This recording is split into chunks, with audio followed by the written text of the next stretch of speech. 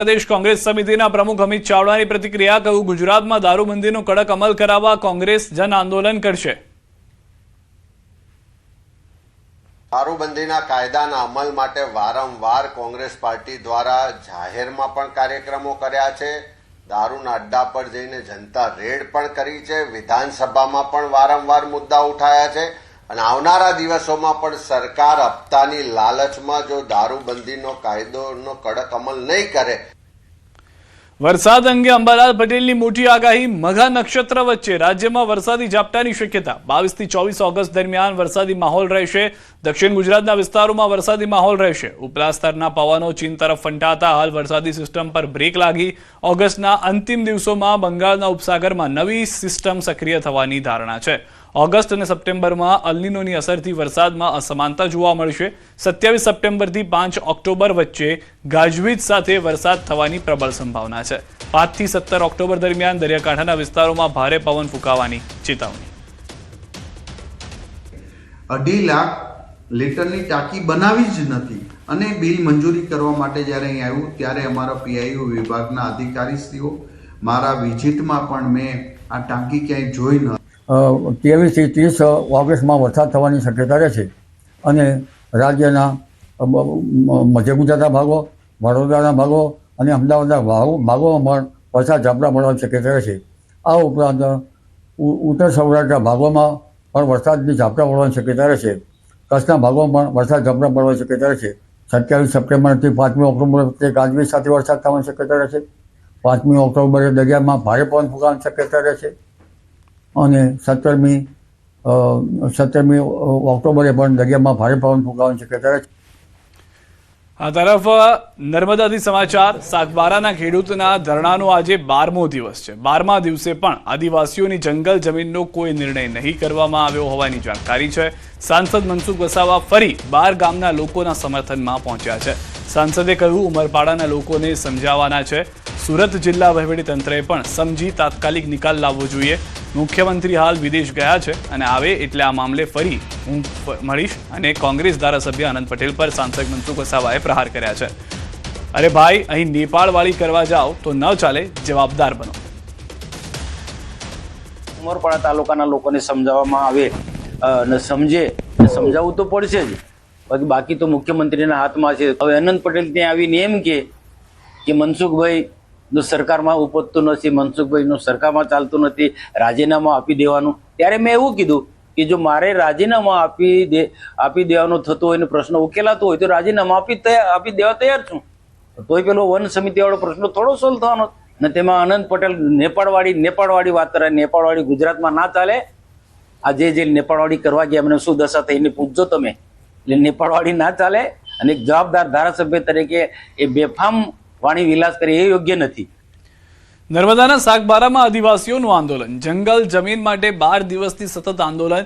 આદિવાસીઓનો પ્રશ્ન ટૂંક સમયમાં હલ થવાની સંભાવના। આંદોલન મુદ્દે મંત્રી પ્રવીણ માળીનું નિવેદન। બંને વિવાદો કાયદાકીય વિવાદો છે। જમીન વન વિભાગની છે। બંને ગામો વચ્ચેનું ઘર્ષણ છે। બંને વચ્ચે એક બેઠક મળી ગઈ છે। બીજી બેઠક કરી સમાધાન લાવીશું। પ્રશ્નનો ઉકેલ આવે તે દિશા તરફ પ્રયાસ ચાલી રહ્યા છે। મુખ્યમંત્રીના માર્ગદર્શન હેઠળ આગળ વધી રહ્યા છીએ। બંનેના વિવાદો કાયદાકીય વિવાદો છે। એક બંને ગામો વચ્ચેનું ઘર્ષણ છે અને ફોરેસ્ટની લેન્ડ છે, તો બંને વચ્ચે બેઠકો એક દોર થઈ ગયો છે। બીજો દોર પણ બેઠક કરી અને આ વાતનો ઉકેલ આવે એ દિશા તરફ માનનીય મુખ્યમંત્રીના નિર્દેશ અનુસાર આગળ વધી રહ્યા છીએ। રહેણાંક વિસ્તાર બન્યો છે રણ મેદાન। ધોરાજીમાં આખલા યુદ્ધથી ફફડાટ। વાહન ચાલકોમાં ભયનો માહોલ સર્જાયો છે। રાજકોટના ધોરાજી સ્થિત ચોકી ફળિયા વિસ્તારમાં અચાનક બે આંખલાઓ વચ્ચે સર્જાયેલા યુદ્ધના કારણે ભારે હાહાકાર મચી ગયો હતો। રહેણાંક વિસ્તારમાં આંખલાઓની આ લડાઈથી સ્થાનિક રહીશો, રાહદારીઓ તેમજ વાહન ચાલકોમાં ભયનો માહોલ સર્જાયો હતો અને આ સમગ્ર ડરામણી ઘટનાના લાઈવ દ્રશ્યો નજીકના સીસીટીવીમાં કેદ થઈ ગયા છે। આ ઘટનાને પગલે લોકોમાં ભારે રોષ જોવા મળી રહ્યો છે અને કોઈ મોટી દુર્ઘટના સર્જાય તે પહેલા નગરપાલિકા તંત્ર દ્વારા રખડતા ઢોરને પકડીને તાત્કાલિક યોગ્ય કાર્યવાહી કરવામાં આવે તેવી સ્થાનિકો દ્વારા ઉગ્ર માંગ ઉઠી છે।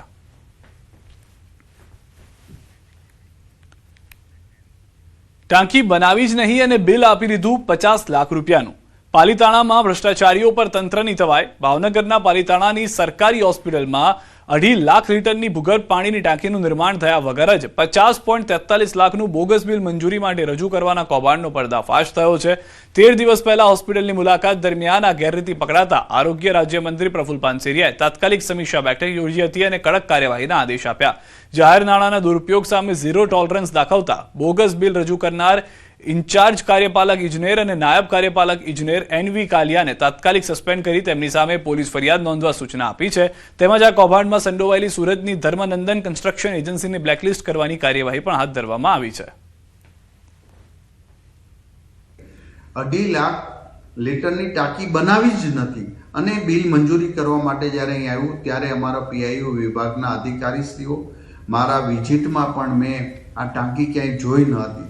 સંપૂર્ણ તપાસ કરતા ત્યાં ટાંકી બની જ નથી અને 55-56 લાખનું બિલ અહીંયા મંજૂર કરવા માટે આ બંને એન્જિનિયરો અને ધર્મનંદન કન્સ્ટ્રક્શન સાથે મળીને જ્યારે આ કૌભાંડ રચ્યું છે ત્યારે કાર્યપાલક ઇજનેર અને નાયબ કાર્યપાલક ઇજનેર બંનેને ફરજ મોકૂફી આજે કરી દેવામાં આવી છે. એમને સસ્પેન્ડ કરી દેવામાં આવ્યા છે. સાબરકાંઠામાં 1.5 લાખમાં બાળકી વેચનાર ટોળકી ઝડપાઈ છે. પોશીના પંથકની માત્ર 1 માસની બાળકીને ₹1.5 લાખમાં મુંબઈ વેચવાના ષડયંત્રનો રાજપુર પાટિયા નજીકથી પોલીસે પર્દાફાશ કર્યો છે. હાલમાં પેટ્રોલિંગ દરમિયાન મળેલી બાતમીના આધારે ઇકો કારમાં બાળકીને હેમખેમ બચાવી લઈ 7 આરોપીઓ પૈકી 5ને ઝડપી પાડી 11 દિવસના રિમાન્ડ મેળવ્યા છે. જ્યારે દલાલ મહિલા સહિત 2 ફરાર આરોપીઓની શોધખોળ ચાલુ છે. પ્રાથમિક પૂછપરછમાં દલાલ મહિલા દ્વારા અગાઉ પણ 12 જેટલા બાળકોને વેચવામાં આવ્યા હોવાની ચોંકાવનારી કબૂલાત સામે આવી છે. આ આંતરરાજ્ય રેકેટના તાર બનાસકાંઠા, રાજસ્થાન અને મહારાષ્ટ્ર સુધી લંબાયા હોવાની આશંકાએ પોલીસ ઊંડાણપૂર્વક તપાસના ચક્રો ગતિમાન કર્યા છે. હાલ આ જે 4 આરોપીની ધરપકડ કરીને નામદાર કોર્ટમાં રજૂ કરવામાં આવેલ હતા એમના નામદાર કોર્ટ દ્વારા 11 દિવસના રિમાન્ડ મંજૂર કરવામાં આવેલ છે અને જે 2 આરોપી પકડવાના બાકી છે, સીતારામ અને કવિતા, એની તપાસ માટે ટીમો રવાના કરી દેવામાં આવેલ છે. ગંદકી કરનારાઓ પર તંત્રની તવાઈ. વલસાડમાં સબ્જીવાલા હોટલનું લાયસન્સ સ્થગિત કરાયું છે. સ્વચ્છતાના અભાવ અંગે મળેલી અનેક ફરિયાદોને પગલે વલસાડ ફૂડ એન્ડ ડ્રગ્સ વિભાગે હોટલ અને રેસ્ટોરન્ટમાં આકસ્મિક સઘન ચેકિંગ હાથ ધરીને લાલ આંખ કરી છે. આ તપાસ દરમિયાન વલસાડના અબ્રામા રોડ પર આવેલી જાણીતી સબ્જીવાલા હોટલમાં ભારે ગંદકી અને સ્વચ્છતાનો અભાવ જોવા મળતા તંત્રે તેમનું લાયસન્સ તાત્કાલિક અસરથી સ્થગિત કરી દીધું છે. જ્યારે અન્ય કેટલીક બેદરકાર હોટલોને પણ નિયમોના ઉલ્લંઘન બદલ નોટિસ ફટકારવામાં આવી છે. એમનું કિચન બહુ ખરાબ છે. તમે કદાચ ઉપરનું એસી હોલમાં જશો ને તો એકદમ ટોયલેટનો સ્મેલ આવે છે ને કાંદા જે છે એમને એકદમ સડેલા રહી છે. આપણે ઘણીવાર એમને કીધું હતું, અમારે તો બાજુમાં જ છે, એટલે આપણે એમને ઘણીવાર ઇન્ફોર્મ કરેલું કે તમે થોડુંક સ્વચ્છતા રાખો. છોટાઉદેપુરના પાવી જેતપુરમાં લૂંટના ઈરાદે ખેલાયો છે ખૂની ખેલ. વાવડીમાં વૃદ્ધ દંપતી પર હુમલો, પત્નીનું મોત. વર્ષોથી ખેતરમાં રહેતા એક વૃદ્ધ દંપતી પર ગત રાત્રિના સમયે અજાણ્યા લૂંટારુઓ દ્વારા જીવલેણ હુમલો કરવામાં આવ્યો હતો. લૂંટના ઈરાદે કરાયેલા ઘાતકી હુમલામાં મચ્છીબેન રાઠવા નામની વૃદ્ધ મહિલાનું ગંભીર ઇજાઓને કારણે ઘટના સ્થળે જ કમકમાટીભર્યું મોત નીપજ્યું. જ્યારે તેમના પતિ કાગુભાઈ રાઠવા ગંભીર રીતે ઘવાતા તેમને તાત્કાલિક સારવાર અર્થે બોડેલી હોસ્પિટલ ખાતે ખસેડવામાં આવ્યા. આ સમગ્ર ચકચારની ઘટનાને પગલે પાવી જેતપુરના કરાલી પોલીસે ઘટના સ્થળે પહોંચી ગુનો નોંધી અજાણ્યા હુમલાખોરોને ઝડપી પાડવા સઘન તપાસના ચક્રો ગતિમાન કર્યા છે. અકસ્માતમાં ખુલ્યો બુટલેગરનો ભાંડો. સુરતના પાલોદ પોલીસને બગાસું ખાતા પતાસું મળ્યું. સુરતના કિમ 4 રસ્તા નજીક એક્સપ્રેસ હાઈવે પર એક છોટા હાથી ટેમ્પો ડિવાઈડર સાથે અથડાતા સર્જાયેલા અકસ્માત બાદ પાલોદ પોલીસને દારૂની મોટી હેરાફેરી પકડી પાડવામાં સફળતા મળી છે. અકસ્માતગ્રસ્ત ટેમ્પાને ટોઈંગ કરીને પોલીસ મથકે લાવવામાં આવ્યા બાદ તેમાં રહેલા ખાલી તેમજ ભરેલા કેરબાઓ અંગે શંકા જતા પોલીસે તપાસ હાથ ધરી હતી. જેમાં બુટલેગરે પોલીસથી બચવા કેરબામાં છેદ કરી અંદર અલગ અલગ બ્રાન્ડની વિદેશી દારૂની